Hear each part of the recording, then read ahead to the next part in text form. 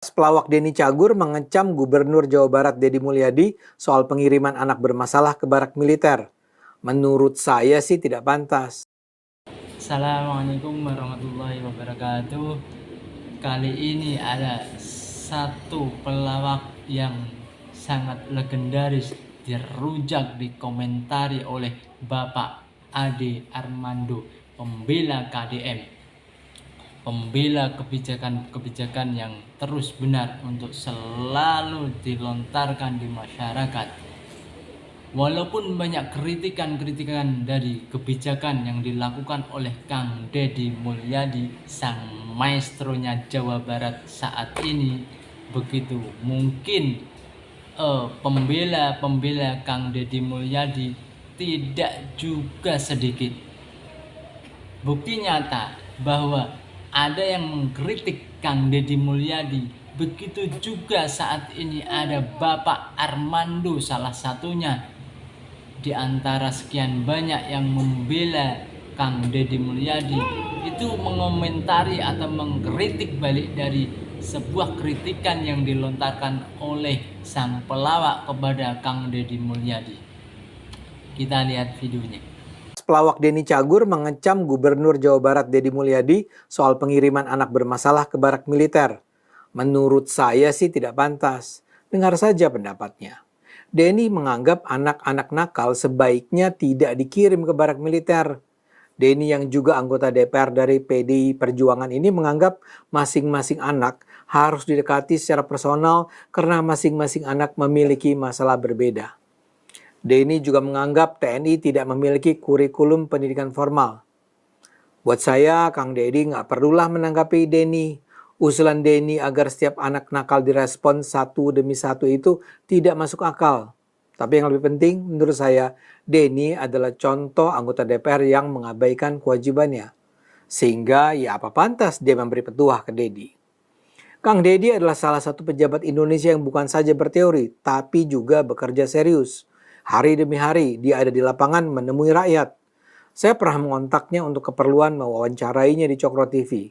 Kang Deddy minta maaf, tidak bisa, karena setiap hari dia harus memantau langsung apa yang terjadi di lapangan. Kang Deddy adalah pejabat negara yang memilih tidak makan gaji buta. Dia bahkan mengeluarkan uangnya pribadi untuk membantu rakyat yang membutuhkan. Ini semua tidak dimiliki Denny. Denny harus ingat, dia saat ini bukan cuma pelawak. Dia adalah anggota DPR. Tapi celakanya kita tidak pernah melihat sosoknya sebagai anggota DPR. Seorang anggota DPR itu adalah orang yang dipilih rakyat untuk jadi wakil mereka di DPR. Anggota DPR digaji sangat besar. Saya duga sih penghasilan normalnya setiap bulan mencapai lebih dari 100 juta rupiah. Itu di luar kendaraan, rumah, biaya komunikasi, bahkan pakaian. Jadi anggota DPR itu memang dijamin hidupnya agar bisa berjuang bagi rakyat. Tapi orang seperti Denny tidak pernah terlihat menjalankan kewajibannya sebagai orang yang memang berjuang untuk rakyat. Denny itu bisa dilihat sosoknya setiap hari atau hampir setiap hari. Dia adalah pengisi program kuis terkenal di stasiun televisi Trans 7. Dia hadir di acara arisan. Fungsinya menemani tim-tim warga sipil yang bertarung memperebutkan hadiah melalui pertandingan yang kompetitif. Mereka harus menjawab pertanyaan-pertanyaan yang kadang sulit walau lebih sering sih mudah. Denny ada di sana untuk menemani tim-tim yang terdiri dari 5-6 orang. Terus terang, Denny itu terlihat pintar. Dia seringkali terlihat memberikan jawaban yang tepat untuk memenangkan tim. Tapi pertanyaannya, apakah itu kegiatan yang harus dijalankan seorang anggota DPR? Acara itu berlangsung sekitar 1/4 jam. Dimulai sekitar jam 20.15 dan berakhir pukul 21.30. Denny terlihat lucu, bahkan kadang sangat lucu. Tapi pertanyaannya lagi nih, apakah itu adalah bagian dari pengabdiannya atau kerjanya? Saya menduga sebagai salah satu host, dia bekerja di arisan selama sekitar minimal 3 jam per hari di studio. Penghasilannya saya duga juga sangat besar. Seperti honor para pemain sinetron, dia mungkin sekali mendapat bayaran 50 juta rupiah per episode. Jadi kalau selama sebulan dia tampil 40 kali, dari arisan dia memperoleh penghasilan 2 miliar rupiah. Tentu saja, bila Denny adalah sekedar seorang pemain sinetron, tidak ada yang salah dengan itu. Masalahnya, Denny kan adalah anggota DPR. Mengapa dia merasa pantas menghabiskan 3 jam per hari dalam hidupnya untuk melawak? Seorang anggota DPR dibayar sangat besar oleh negara karena beban yang ditanggungnya juga sangat besar. Masa depan Indonesia itu sangat dipengaruhi oleh bekerja tidaknya DPR. Kalau DPR diisi oleh orang yang berperilaku seperti Denny, nasib rakyat tidak akan mendapat cukup perhatian. Dibandingkan Kang Deddy, Denny seperti berada di ujung spektrum yang lain. Kang Deddy bekerja keras untuk rakyat, Denny bersantai-santai mengabaikan rakyat. Namun setelah mengatakan itu, saya tidak ingin menganggap Denny sebagai satu-satunya masalah. Terutama dalam pemilu 2024 ini ada begitu banyak artis dan selebritis yang terpilih masuk DPR. Dan ini adalah sebuah gejala yang sudah bisa diperkirakan sebelumnya. Ada banyak selebritis yang melihat betapa menyenangkannya ya untuk bisa duduk di DPR.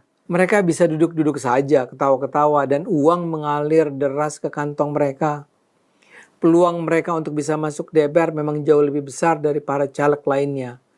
Wajah mereka kan sangat dikenal masyarakat, baik karena kehadirannya di siaran televisi, media online, dan juga media sosial.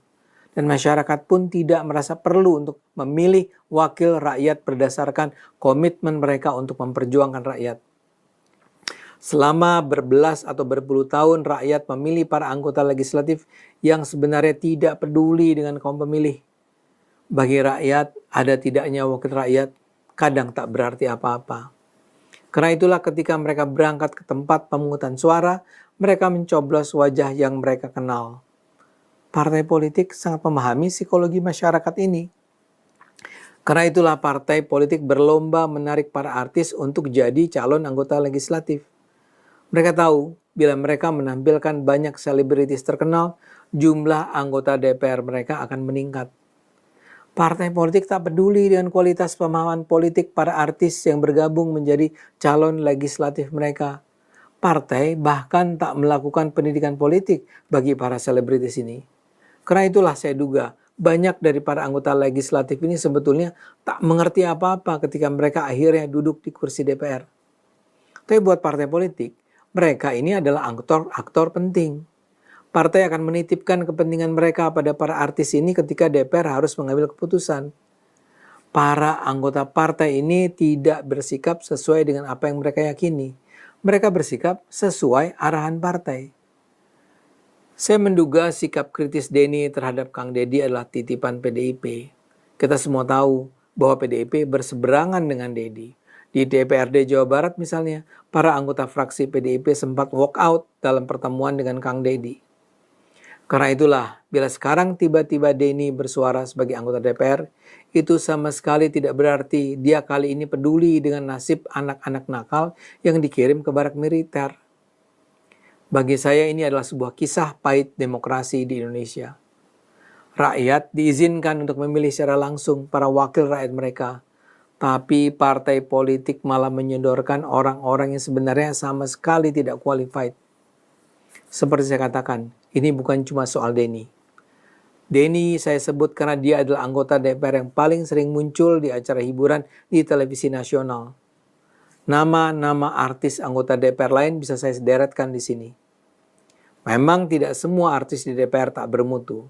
Saya bisa menyebut artis seperti Rieke Diah Pitaloka, Nurul Arifin, atau Dede Yusuf sebagai contoh yang mewakili para anggota DPR yang serius. Setelah melihat video tersebut, bagaimana komentar-komentar saudara? Begitu lugasnya pembelaan Bapak Ade Armando kepada sang singanya Pajajaran saat ini, Kang Deddy Mulyadi. Sungguh luar biasa. Pembelaan mungkin akan selalu berdatangan lagi setelah Bapak Ade Armando membela dengan cara mengkritik balik sang pelawak tersebut. Kali ini mungkin kita tunggu 1-2 hari atau mungkin 1 jam, 2 jam, 3 jam akan kembali lugas. Selain Bapak Armando yang membela Kang Deddy Mulyadi untuk kebijakan-kebijakan yang sangat luar biasa ini untuk membela masyarakat untuk yang terbaik demi kebaikan masyarakat itu sendiri. Salut untuk Bapak Armando. sangat lugas, sangat luar biasa. Di samping itu, Bapak Armando tanpa pandang bulu siapapun yang bersalah akan selalu dikritiknya balik, apalagi untuk kebaikan seperti yang dilakukan kebijakan-kebijakan Kang Deddy Mulyadi. Terima kasih, semoga bermanfaat. Salam.